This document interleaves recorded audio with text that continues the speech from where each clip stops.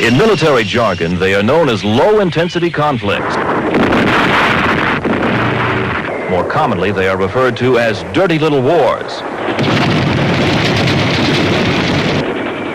By any name, they are the types of battles that U.S. troops have fought in since the advent of nuclear power. To fight in unconventional situations against armies which use terrorist and guerrilla tactics, special troops are required. This is an inside look at the warriors who were said to be the most feared animal in the jungles of Vietnam. This is the story of the Navy SEAL.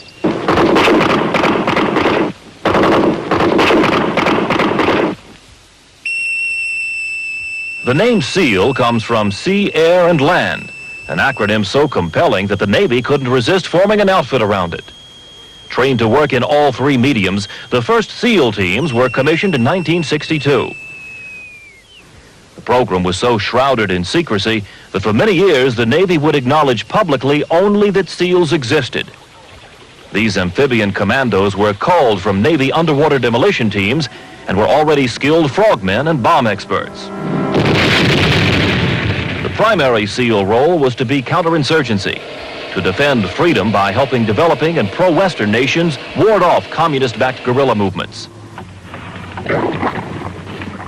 Their greatest test was to be Vietnam.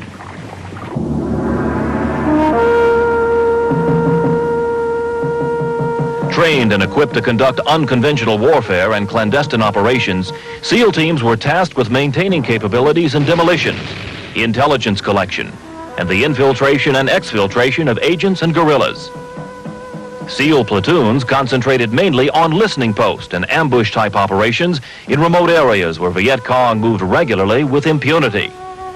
For over 6 years, SEALs amassed an impressive combat record by successfully interdicting major Viet Cong troop and supply movements. Very few SEAL accomplishments ever made the front page news. SEALs learned to like their job for its importance, not its glory. In addition to direct offensive operations, SEAL personnel performed numerous blasting jobs to open rivers and waterways to Allied naval craft. The SEAL diving capabilities were utilized in clearing fouled screws and the recovery of bodies and weapons from downed aircraft. We were always down on the Marines because of how they were talking about how they're the best and they're the first ashore. And well, we're raising our hand up saying, look, don't overlook us. We have to recon the beaches so you can go ashore. We have to take them booby traps, minefields, and any personnel on the beach out so you can get ashore. Tell us about it. All SEALs were trained snatch artists and assassins, capable of killing or capturing enemy officers deep in enemy territory. Using weapons ranging from crossbows to machine guns, Navy SEALs brought a personal war to the enemy in a previously safe area with deadly results. War reports tally a kill ratio of 150 to 200 enemy dead for every SEAL fatality. Engaged in intelligence gathering and ambush-type missions well back from the main rivers, SEALs would often crouch all night near suspected avenues of enemy movement. They deliberately chose uncomfortable postures to remain alert as they waited for their prey. If Charlie did come down, or whoever, North Vietnamese, did come down the river that night, or did come down the trail that night, and they were in a small enough group, between 12 and 30 people, if you've got the air of surprise on them, that's really, that can really make you really high. It can really make you hot because, boom, you hit them, you didn't lose anybody, you put a major hurting on them, they know you're going to be there, the green faces were in there that night, the ripple effect from that hit is going to be incredible in that area. It spreads fear and terror through all the villages. Camouflage is the French word meaning disguise. SEALs became masters of the art. The creative use of makeup earned them the nickname green faces. A SEAL face covered in camouflage was almost a terror weapon in itself. The green faces looked like something from beyond the grave, with eyes that knew no rules. If a SEAL confronted an enemy with human nerves, the shock alone could paralyze him for the necessary half second. When preparing for a mission, the operator would first choose what type of camo he would use. SEALs would mission-orient their uniforms, personal choice playing a large role, even to the extent of wearing blue jeans. SEALs were allowed to select whichever combinations they thought most suitable. Especially interesting was the tiger stripe camouflage pattern uniforms. The high contrast between colors and background caused the black stripes to act as built-in shadows. These tiger stripes worked well anywhere sunlight filtering through the jungle canopy cast shadows on the ground. They also worked well at night, the black stripes serving to break up the outline of the wearer. At least 3 different tiger stripe patterns were used. One was printed with a greenish brown and was worn during the dry season when most vegetation turned brown. The use of diverse headgear such as the floppy brim bush hat, the camo beret, or the olive drab triangular bandage as head cover or sweatband was common among SEALs. They frequently wore the bandage around their necks with a knot tied in the 2 loose ends. It could be quickly slipped over the head and slipped on above an arm or leg wound to make an effective tourniquet, or be used as a weapon sling during extraction. Footwear was another personal choice, the most commonly used being the issue jungle boot and the gray or green coral shoes, which resembled high-top sneakers. Swim fins could be fit over either for combat swimmer infiltration by water. Some SEALs wore no shoes at all, going out on their jungle missions barefoot. The primary SEAL mission was gathering intelligence on key members of the Viet Cong infrastructure and neutralizing them whenever possible. Another important SEAL job was capturing prisoners. It was through prisoners that SEALs gained insight into weapons buildup, arm caches, and enemy troop movements. I guess the best term to describe the way we handled prisoners was expediency. To get in there as quietly as we could, to get the prisoner, to get him out of there without being seen or heard or without having him make any noise. Naturally, he's going to be scared to death. Once we deliver him over to command, they're probably pretty well shook up. They're probably afraid the green faces that come in there and pulled him out of his own house. They usually have pretty good luck on getting the information they need.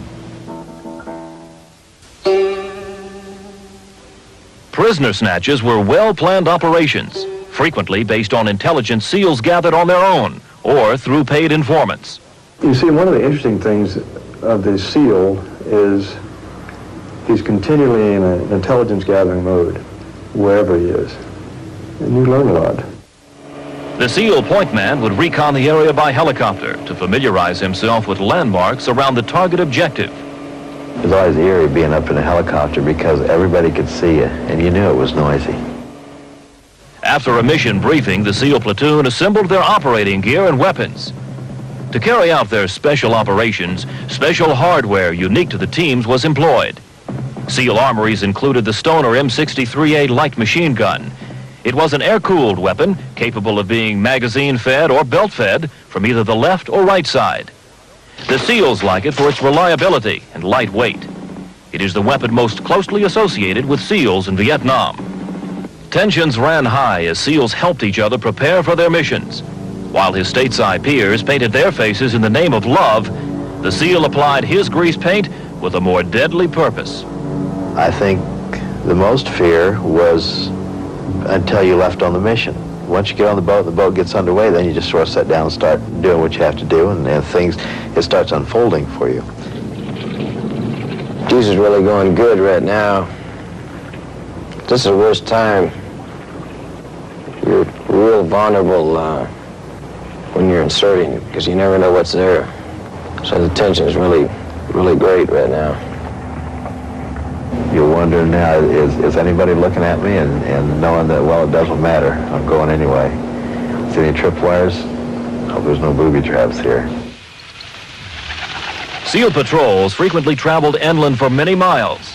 Relying on their point man to keep them on target and out of danger, SEAL teams patrolled close together with weapons pointing alternately in opposite directions to guard against ambush. You gotta have a guy up there in front that can move like the shadows and be able to pick out unusual or unnatural things in the vegetation that might, be an ambush or whatever. We'd move hundreds of yards this way sometimes. Sometimes the whole operation would be on our hands and knees.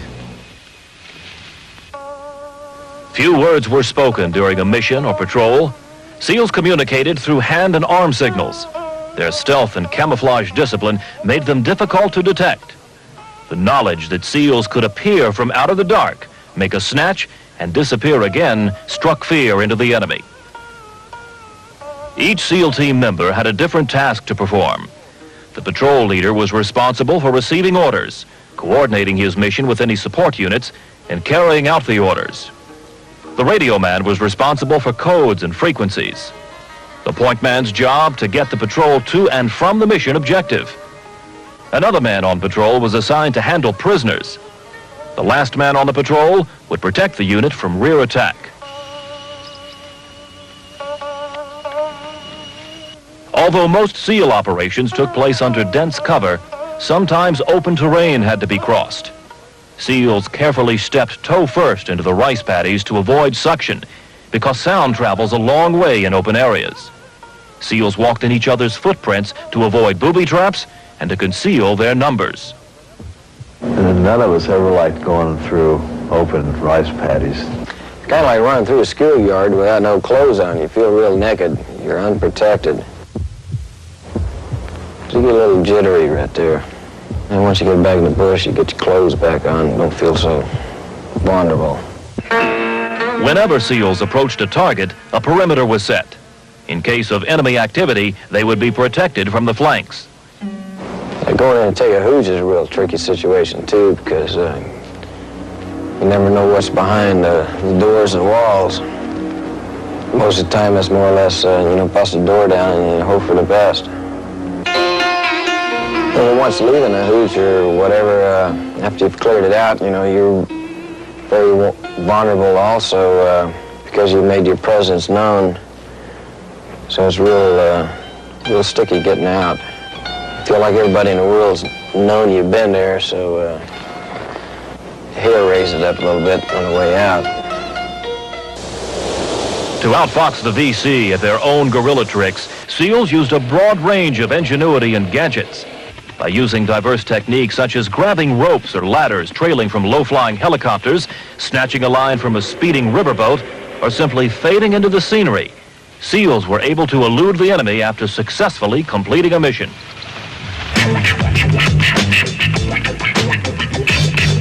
While the kids back home danced to the Beatles and the Stones, in Vietnam, rock and roll took on a different beat. We kind of related ourselves to a rock band. Lots of times we'd say, just playing in the band. You've got your M60 man who initiates all ambushes or initiates the firefights. He's your bass player. Your lead vocalist is talking to the helicopter, and he's pulling rockets and M60s and sometimes even miniguns. He's pumping them out at them, so you've got 5 guys could take on as many as 150 or 200 and win simply because of the technology. You got your automatic weapons man or your lead guitar cranking it out there. You've got your other members of the band playing, covering their zones, and you've got your vocalist who's on the radio, and he's talking to the chopper, and the chopper's just wreaking havoc. Well, it was usually a concert like they'd never seen before. It was certainly a band of different instruments. It was a hard concert to beat, I'll tell you. It was a live audience, and a lot of times we knocked them dead in the aisle.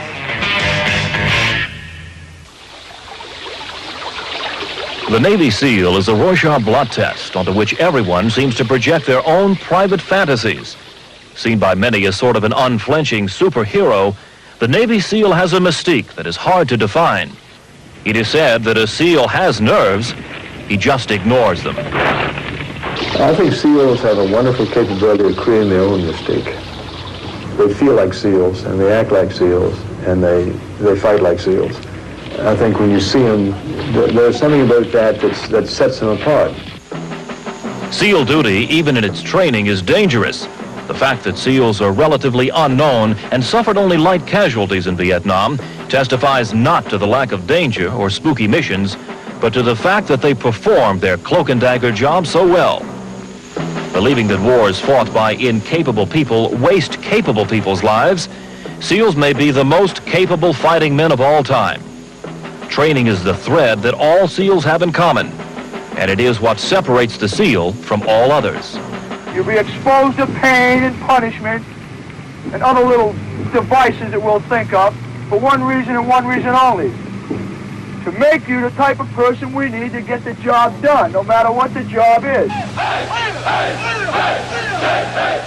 It's the most rigorous military training in the world. The United States Navy calls it Special Warfare Training.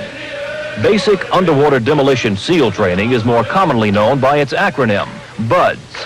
It lasts for nearly 6 months, and traditionally fewer than 1/3 of those who start will graduate. Those who do will be assigned to one of 6 SEAL teams at either Little Creek, Virginia, or Coronado, California, where BUDS training begins. The course requires top physical condition and a mental attitude that is found in only a small percentage of military men. What stands out most about SEAL trainees is their intense motivation and willingness to voluntarily take part in a program that will tax them to the absolute limits. No matter how bad my lungs hurt, my body hurts, I'll go until I pass out, and then I just can't go anymore. But I'll get back up and take off again. Personally, I never had any doubts on whether or not I would quit or not. I knew I wouldn't quit. They'd have to kill me before I'd quit. You want to make the team. You don't want to be a quitter. To make the teams, as SEAL groups are called, enrollees receive extensive training in special combat techniques, advanced demolitions, field communications, and small arms handling.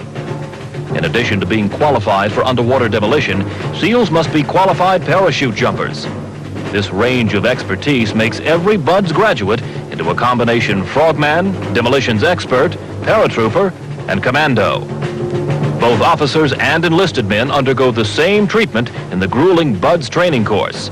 It's the Navy's way of drawing out certain characteristics required for unconventional warfare.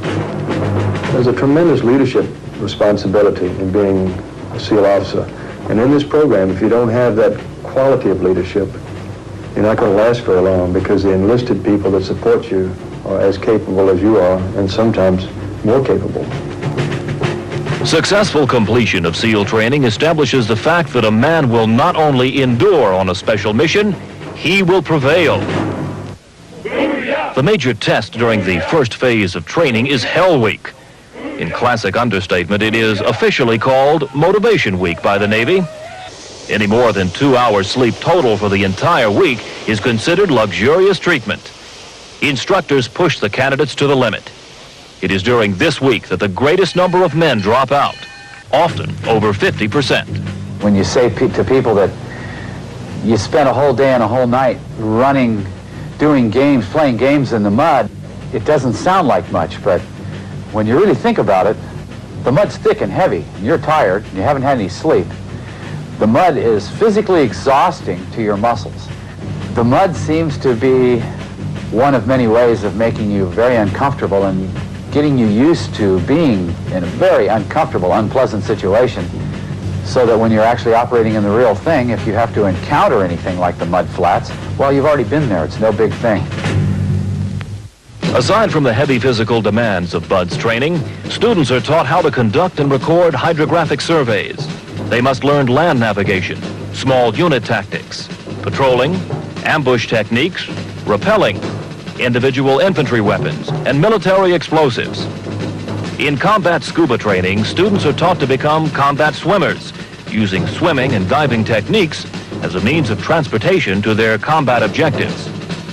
BUDS training runs on individual talent and a spirit of cooperation.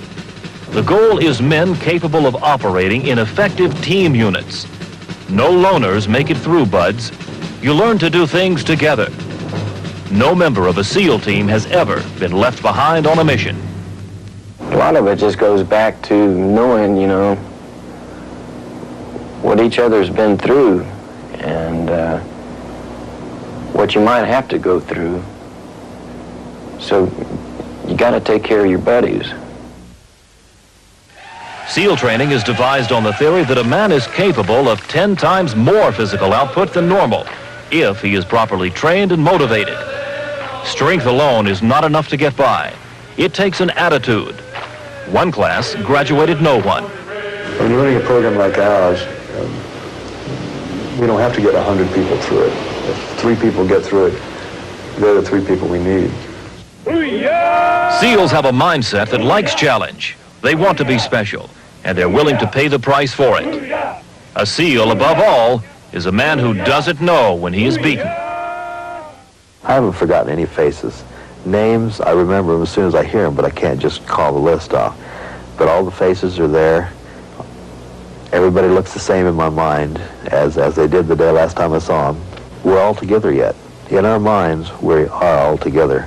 And I don't think there's one of us that has forgotten any of us.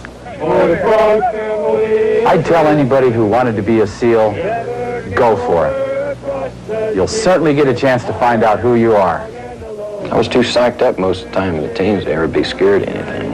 In fact, most of the time I was disappointed in some of the things I did because I didn't get any more jazz out of it than I did. I've always felt that the worst thing you could ever do was to end up dead on the highway, having run into somebody, but ending up dead on somebody's beach someplace for something that you believed in made a lot of sense.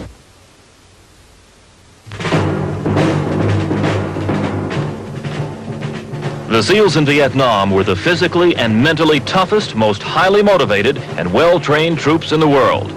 Small in numbers, SEAL personnel never exceeded 200 in country at any time in Vietnam. However, SEAL team accomplishments are legion. 3 Medal of Honor winners, 3 Navy Crosses, 50 Silver Stars, 400 Bronze Stars, 350 Navy Commendation Medals, and 100 Navy Achievement Awards. SEALs could go anywhere and do anything at any time.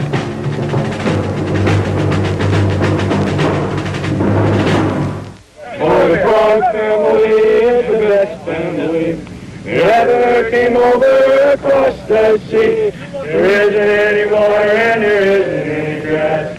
All there is cactus and it sticks you in the glorious, glorious. 1 keg of beer for the 4 of us, singing glory be to God that there are no more of us. Or one of us could drink it all alone, stand near. Hoo-yah!